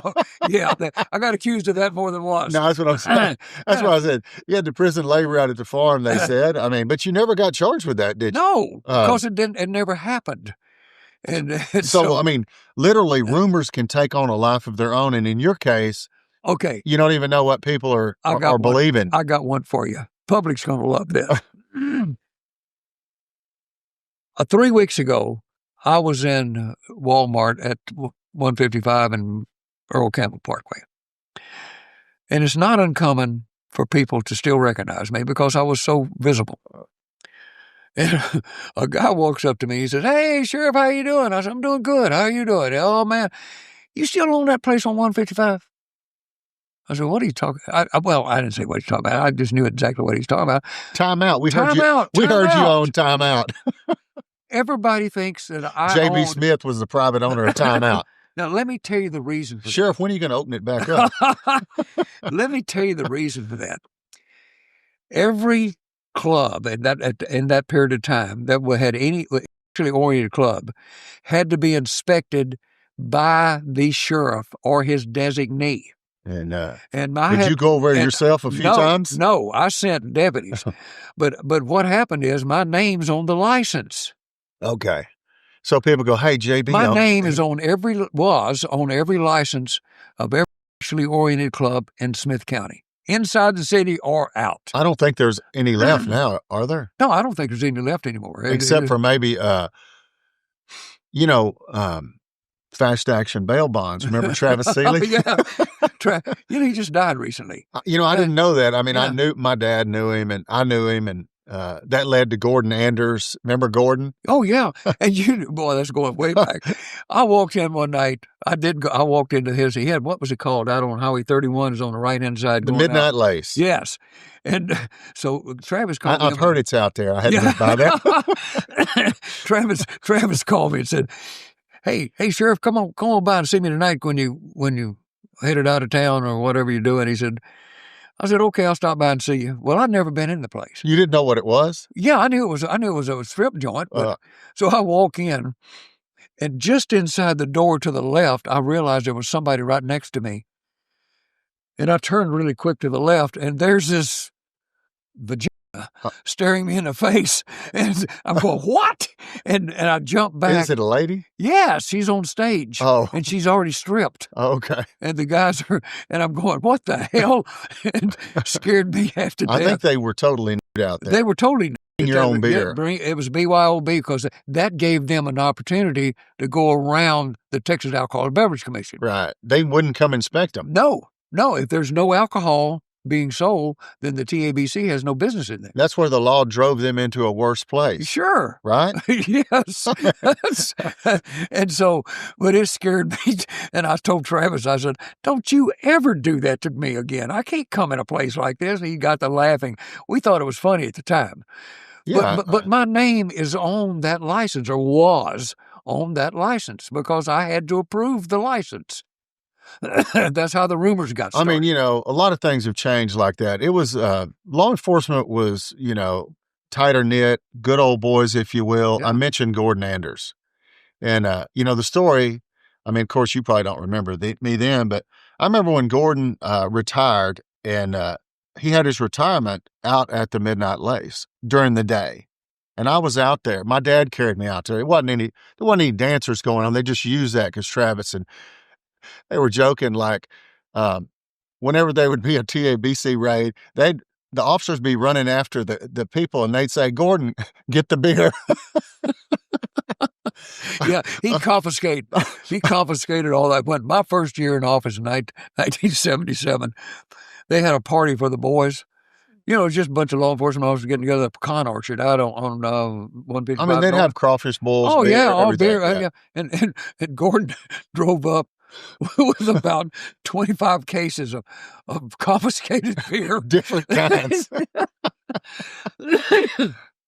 But again, you can't compare 1977 to 2025. You just can't do it. And it just seemed more fun, though. Oh, we had a ball back in those days. I mean, people don't seem as fun nowadays, but I guess they can't be because law enforcement doesn't have a good time today like we had. Right. We had a good time. There was, listen, I've made lots of money speaking over the years, laughing about law enforcement and the way it was. The funny stories that happened, the stuff that could never happen in today's society, because everything changes. And I think it's changed for the good, a lot of it. But it's still funny It's still that it funny. happened, right? Oh my gosh. I had so many things happen that was absolutely hilarious. Well, let's talk about your the speaking engagement that start when you're the sheriff, and then it kind of works into your time after that, doesn't it? What I did, How'd you get into it? How do you get into a speaking as a speaker that gets called to go give speeches for money? 1972. I can tell you the exact Marvin year. Methodist Church. No, it Not was that one. I was promoted in the detective division, and I was working juvenile and a bunch of other stuff because they combined a lot of things, and I had to work them. There was a captain named by the name of George Buckner. George Buckner was a very wealthy man that owned rose fields, cattle, but he was a very unassuming, quiet man. He took a liking to me, and they organized a new division called the Crime Prevention Division. And this is going out in the public and teaching people how to prevent crime, how to lighten the target for a potential victim. Like what to do if you have a flat tire of a lady. How do you prevent prowlers? How do you prevent burglars? We found out the majority of those things could have been prevented had they used common sense and crime prevention methods. And that's the talk you gave to the Methodist Church. To all of them, yes. And to everybody. I went out all over Tyler. This is what made me popular in the community, is I gave speeches. Well, I started putting a little humor with the speeches. Nothing corny, just little humor here. But you could work on your routine as you went out and gave another one. Yes, because they were freebies. Right. I mean, I'd do Seroptimus, Optimus, Rotary Clubs, Kiwanis Clubs, Lions Clubs. I did garden clubs. I mean, this was marketing back then. Of course, but I didn't know it. I didn't know that. But I was having a good time because none of the other guys wanted to be. They wanted to be real cops. Right. You know, serious. You got to be serious to be good. Detection, apprehension, prosecution. I said, hell, I'm having a good time. This is fun. so I'm out having a ball, and these guys were kind of jealous of me, because I was getting very popular. Well, I was getting a lot of programs because I got better, and I got better, and I got better. And I was smart enough to know, don't get an ego so big that you think you're a star. You better hewn this. You put it together, structure it, make it professional as you can. But I didn't realize that was what I was doing. But I was doing that. You were sharpening your skills. Yes, and I didn't even realize it at the time. When's the first speech that you gave you can remember where somebody paid you? I mean, when did you realize, hey, I can do this and make a living in some way? I don't know what point in time I did that. I realized I was told, someone with the National Speakers Association heard me one time and said, hey, you're pretty doggone good. And I said, well, thank you. And he told me about the National Speakers Association. So I went to it in Dallas at their first meeting, and I joined, and that's been probably 35, 40 years ago. And you could give speeches while you were the sheriff and not be any conflict of interest? None. When you went to Dallas, did you find an agent or someone who could help place you in places across the country or outside of Texas? Chad, there are things called speakers bureaus. These are people that do nothing but hire professional speakers. Bill Clinton gets $125,000 for 1 hour. That used to be the highest paid speaker. I mean, I remember when Ronald Reagan left office, he gave a speech for $1 million somewhere over in Japan. Oh, yeah. But this organization that sets up these things, they don't book you. They just teach you your skills. They don't take you and teach you how to speak. You got to know how to speak before you ever get there. What do they offer you then? More education in the speaking business. There's more to the speaking business than just stories and timing and certain things about. It's a performance. Yes. Okay. My speeches when I go out to perform to speak is nothing more than a performance. Right. Every story you're putting on a show. You are, and you better be good at it if you're going to get paid. You got to be good at it. If you don't, you take the money and run. But like a stand-up comedian, you learn in front of an audience what works and what doesn't work. You betcha. I mean, you can see it and feel a dud, can't you? And there are dead audiences. I mean, you know who the worst is I'm sorry, but I got to tell you, the worst audiences? Yes. doctors and lawyers. Yeah, I mean, I don't doubt it. They're not funny. They look at you, they, oh, no, I can't laugh. You're not one of us. Yeah. Especially doctors. Yeah, no. And I mean, I got to agree with you on that. You got to get rank with doctors. You got to get rank.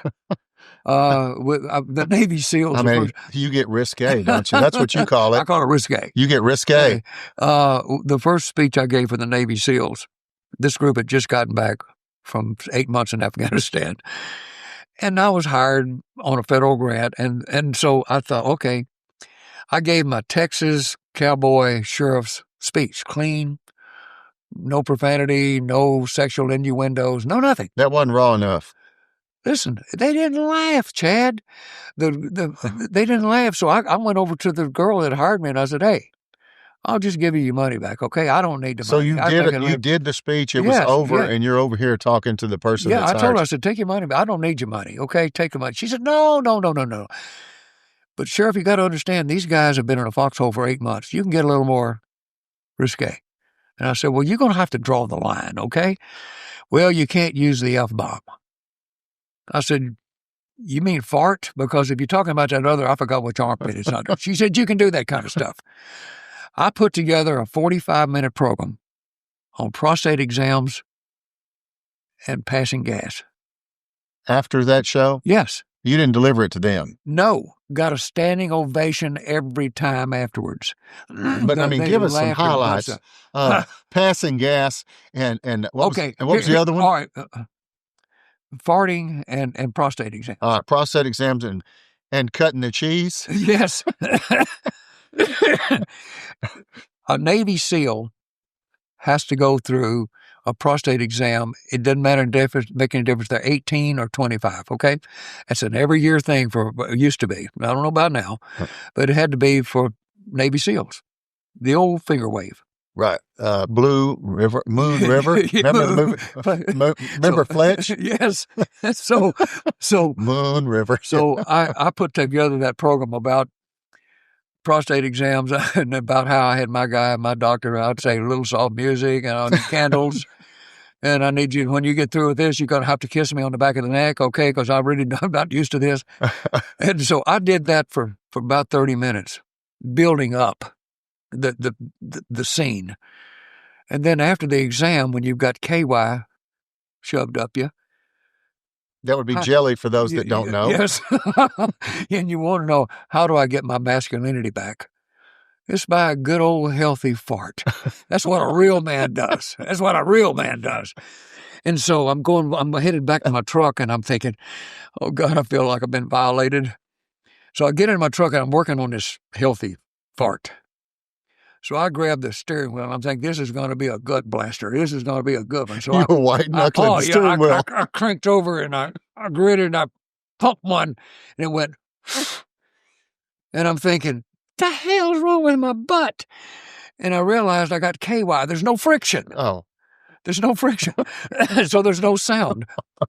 But I put this all together for these Navy SEALs. And I got standing ovations. They laughed their butts off. And I had a good time doing it. It's the only time I've ever been able to do stand-up. I didn't use any vulgarity. It was just bodily functions is all I did. Which truth is funny, right? It's the truth. Just like the old law enforcement And there's going to be people listening to this broadcast now who's going to say, oh, my God, I'm so offended. Well, get over it. Good God. Yeah, that's on TV now. You know, everybody passes gas. If you don't, you're in deep trouble. Right. And everybody, men do it all. They pull my finger. You know, they do it. The older they get. They never get over it, Chad. They never get over it. But I mean, surely you had something that added the smell component to the farts in your stand-up. Oh, we talked about that. I mean, whoa! Peel paint off the wall, you know, good God, that'll clapper milk in the refrigerator 40 feet away. I mean, yeah, we did all those little one-liners, but they were fun to do. And looking back, and, you know, we've talked a lot about J.B. Smith, okay, and his past and how what a horrible life he had to begin with. I think that humor to this day, that humor has saved me. Do you think it was really an outsource of your tough upbringing? Yes. I mean, everything was funny because you were so used to nothing, right? I had nothing. I mean, like you said about going to the barracks, 3 meals a day. Hey, this is awesome. I had a ball. Yeah, I mean, Gained weight. I was the only guy in my whole company that gained weight in a boot camp. God, I was having a ball. Life is so good, but life is what you make it. And the people out here that are negative. that are negative and hateful, don't you even talk to me. Don't get around me, because I'll step over you and keep on walking. I have no room in my life for negative people, and I have to bring that up oftentimes to my friends. I do it in a nice way. But I say, good God, can't you find something good out there? Right, because there's something good. There's a lot of wonderful things going on. We have an East Texas Crisis Center that I have formed. I was co-founder of 42 years ago. Salvation Army has all these programs and stuff now for drug addicts and people with addictions. We have so much help out here for people with addictions now. Yeah, there wasn't anything. Nothing. I mean, there was nothing. Basically, safe. AA in 1976 was AA. Yeah. That was it. That was a 12-step program? Yes. But Green Acres has been really good at putting programs together for addictions and stuff. A lot of your churches are doing really good stuff. People's attitudes seem to have changed over the last 30 years from judgment to understanding, compassion, and wanting to help. Does that seem to be how it's been? Yes, I think it is. Have you seen that? But I think the pendulum has swung too far out in freedoms. There's too much compassion. Well, there's too many freedoms. Let me tell you something. There's jerks that take advantage of that compassion. I saw that time and time again at the Salvation Army. But the Salvation Army is probably the smartest organization in society today when it comes to dealing with addictions and helping people, because they will go through. They know who is sincere and who needs the help and who's just wanting a handout. But I mean, it's tough. Don't you think? Sometimes people that are addicted to drugs, they're not going to be doing the right things until they tackle that or get some help, right? Chad, the statement I'm about to make now is probably going to offend somebody, but it's just what I observed in the jailhouse, okay? I mean, and that's evidence. But people with addictions will swap addictions.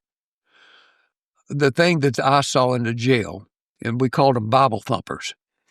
They come in as abusing and being addicted to alcohol, drugs, sex, whatever their addiction was, and they switch addictions. Some of them, the Bible thumping never stayed with them. They left Jesus, and they left God there in the jail. Oh yeah, they left God in the jail and went back to whatever it was they were doing again. A lot of them. Maybe some, maybe not. I don't know. It was a coping mechanism. I have no way of knowing what or who I helped in life. I have no way of knowing that, because there's nothing that you can put on paper and say, I helped this guy. But addictions are switched. People do not ever, that I know of, get over an addictive personality. They're going to be addicted to something. They might shift it to jogging. They just shift it. They shift it. They can shift it to obsession with my family, which can be tragic in itself. They can shift it to the Bible. They can, but they're going to switch addictions, and it's going to show up within 12 months. Usually, that's what I saw. You know, before. And by the way, I'm not right all the time. No. Well, part of this podcast is it's called East Texas Unfiltered because it involves people that are connected to East Texas in some way, have been here, live here now, like yourself. But also it's unfiltered because it's hopefully a place where people can speak honestly about how they feel, not running for office, not caring exactly what people think. And, you know, that's what we like about you being here and telling us what you've been telling us. Well, the whole world, and I know that we're getting close to the end here, but there's something I want to emphasize with you. It's something I learned years and years ago, and a guy told me this story, and I said, that makes sense. And then the more I thought about it, the more I realized that it was the truth. Everything in life is about attitude. The whole world is about attitude. And you can take that from a child all the way to a guy my age at 82 years old. All of life is in attitude. Your success, attitude. You can be lucky and inherit $1 million, okay? But the guy that made it on their own is all about attitude. Woman or man. Can do. And you can do this. And I'm not trying to pump up the public that's listening to me. Take the word attitude, attitude, Write it down on a piece of paper. The letter A is the first word in the alphabet. You agree with that? I do. T's number 20. Second T is number 20. A-T-T-I is number 9. U is number 21. You pull all of those out. What are they? It's the only word in the English language that comes out to 100%. All right. That's interesting. Bottom line, all of life. Chris, can you check that number? A-T-T-I-T-U-D-E. You check it out. I promise you I have numerous times. Now, you seem to have a creative side because you'd have to in order to, improve your speeches, turn it into comedic routines, but you've also written a couple of books. Tell us about, how you decided to write a book. In the National Speakers Association, they tell you need a book. Oh. That this is something. It helps because they can introduce you. J.B. Smith, the author of two books. Right. Now, surprisingly enough, both of those books have sold a bunch over the years from the back of the room. And at the speaking engagement. At your speaking engagement, because they want to take something home with you, with themselves as part of you. These books that I wrote are about murder, true life, real crime. There's no humor in it except for a little tidbit every now and then. But one of them is called The Unholy Ghost Murder, and that was the preacher that killed his wife down in Troop. Okay, these are all Smith County. Oh, yeah. Every one of them is ones I worked. Investigated. I worked 130. I was responsible for 136, 138 murder cases in 36 years. Again, I did not personally work these murder cases, but I was aware of those. You're the sheriff. I couldn't. There's no way I could do those by myself. But I hired good people. But these were two that stood out to me. Then we had a 16-year-old girl in Chapel Hill that killed her mother and daddy on Christmas Eve. Had not been abused. She was just a psychopath. And she was hooked up with a drug dealer, and they killed their mother and father for $70,000, her mother and dad, for the insurance money. Do you think it was drug addicted related? You think it's straight psychopath? Psychopath. Because now, as I understand psychopath, it's a scientific term that means a person without empathy, right? A psychopath has multiple personalities, and there's different levels of psychopaths. Some of us, being a psychopath, shows up with in the younger years by them torturing little animals or killing little animals. Jeffrey Dahmer is a good example of that. You meet him in public. He's a nice guy. He's a good-looking man. The mistake people make, because watching television, you think, that's the villain. You know who the villain is immediately, right? It's not that way in society. Ted Bundy, good-looking man. He didn't have to rape and murder a woman. He was a good-looking man. Yeah. Women were beating their way to his door. Yeah, it was something inside of him. He was a psychopath. And he was a full-fledged, sick psychopath. My mother was a level psychopath, but way down, because she had no conscience. And there's no telling what happened to her when she was raised. Yeah, know. I don't know what happened to her. I mean, she could have been abused by my grandfather. I don't know that. Product of her environment. Could have been. I have no way of knowing anything about that because she never talked about it. But my mother was a very low-grade psychopath that could do these horrible things and justify it. Look you in the eye and convince you that it was okay. It was all right. And, that's just, I think I learned a lot by watching her and judging people later on in my life as to how they reacted. And it's paid off for me. Do you think that you had a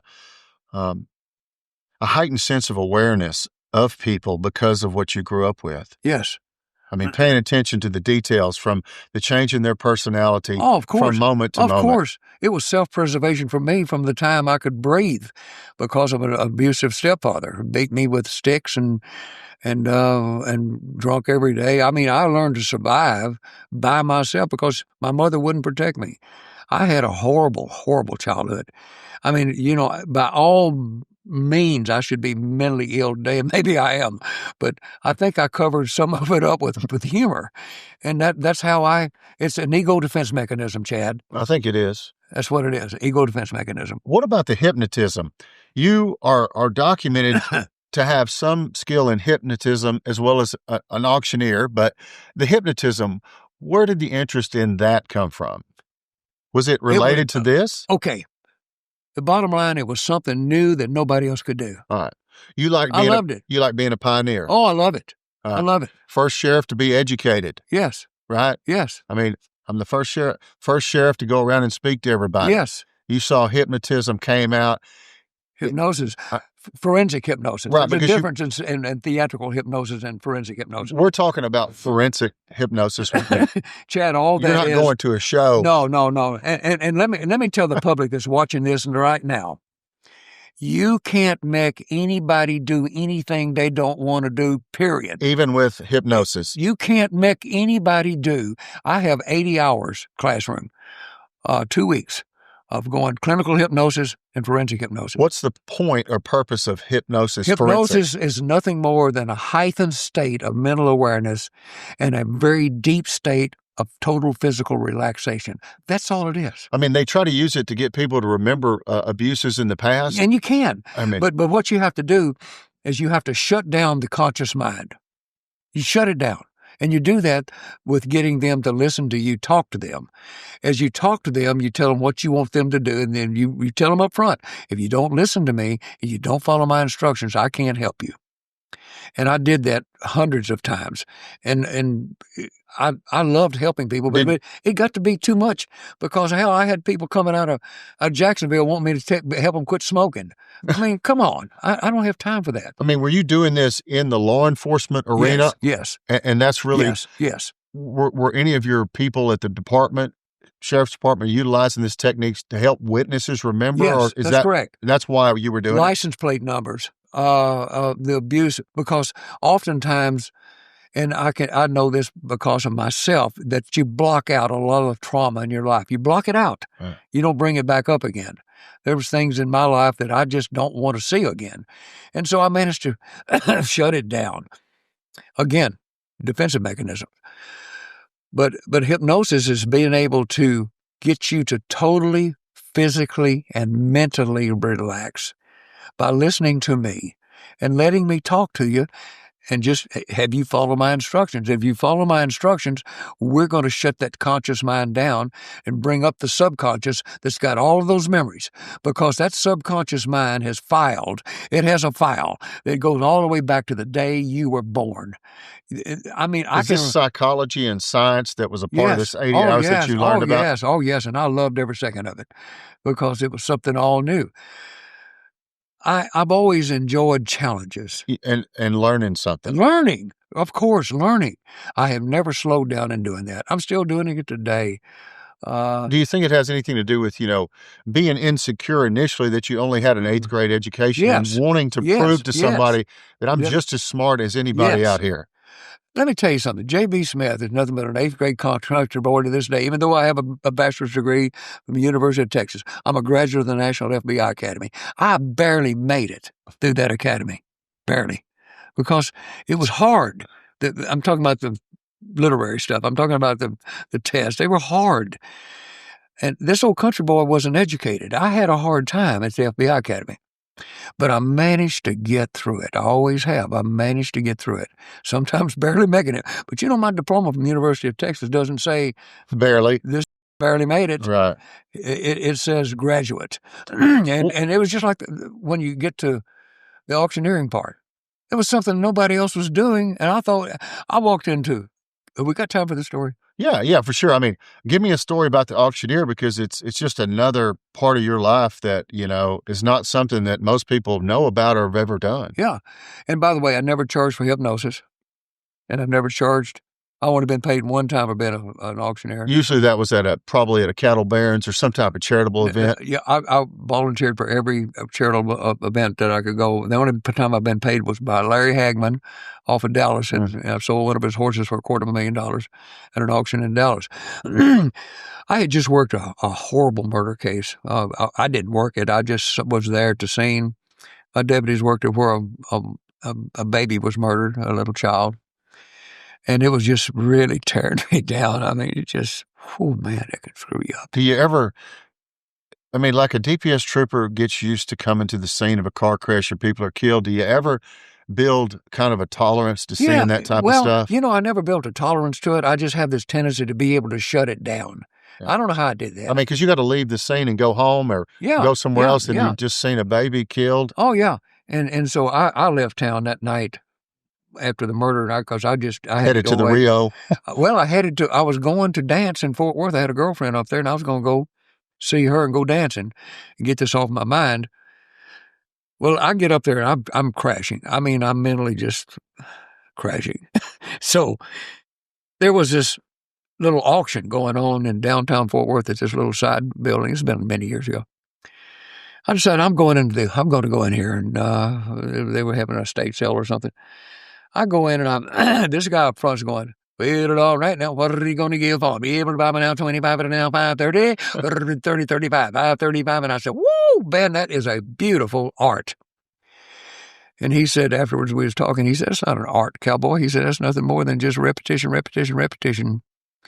And it just so happened that he had just graduated from the Dallas Auctioneers Academy. I said, I want to learn that. Don't tell me you went there. I went to the Dallas Auctioneers Academy, and I graduated, and but it took a number of years. The auction business, Chad, is not just the chant. You know, they teach you the chant. Right. Tommy at Tatum's took 2 T's, tied on the top of 2 tall trees. 67, Mississippi, 1666. Around the rough and rugged rock, the ragged rascal ran, and the Betty Botter story. Betty bought her some butter, but she said this butter's bitter. If I put it in batter, make my batter better. So she bought a better, butter. Put it in a bitter batter, made her better, better. So it tastes better than Betty bought a better, butter. And you learn these things. Sold. Sold. Sold. And you learn this, but that's just one little part of the auction business. There's a whole world around that chant that you have to come up with. It takes days to put an auction together. There's paperwork. But I enjoyed it because I don't do any of that paperwork. I do nonprofit organizations. You're and right. It's helping people. It's giving back. My philosophy is that this community gave me a job for 42 years. I give back. Well, you've certainly given the community a lot of things, and I think this is fitting that we kind of close on this.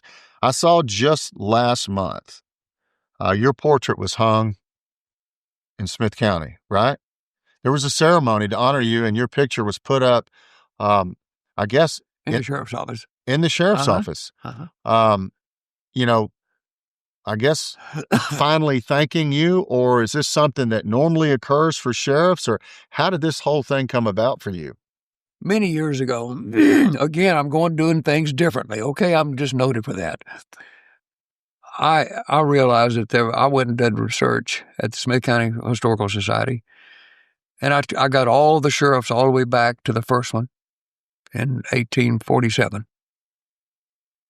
Some of them there were pictures of in the late 1800s. So I got their pictures, had them blown up using drug money that we confiscated off the interstate, had them blown up into big pictures. While you were sheriff? Yes. And I had those framed and hung in the hallways at the new office where we moved into before I retired. And people love to come in and see those pictures dating back to the 1800s. It's history. Yes. It's like a museum. Yes. And so when I retired, they said, well, have your picture made and hang it here. And I said, oh, no, I ain't going to do that. And I just thought it was too big of an ego thing. So I didn't. Well, 12 years later, I decided. Hey, I want to hang my picture. Because I'm old. I know that, Chad. And I know. You're 82. I'm 82. And you look good. Well, I feel good, but I have lots of problems. And I had open heart surgery here a while back. I have other problems. It just happens to you. I'm a volunteer at hospice, so I understand death. Right. I mean, and I dealt with it weekly. It's going to happen. That's a front row seat to death every day. The important thing to me is what kind of legacy you're going to leave society. What are you going to leave?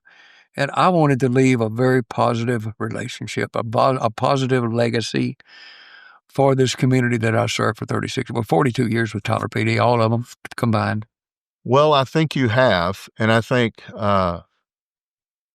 it's one of the reasons why I wanted to have you on here, and I appreciate it. I thought it would be nice to have a documented conversation of your legacy with the person in his own words, and you've given us that here today, and I appreciate it, and thanks for being on the show, Sheriff. Hey, there's a million stories out there, and thank you for interviewing people to do that.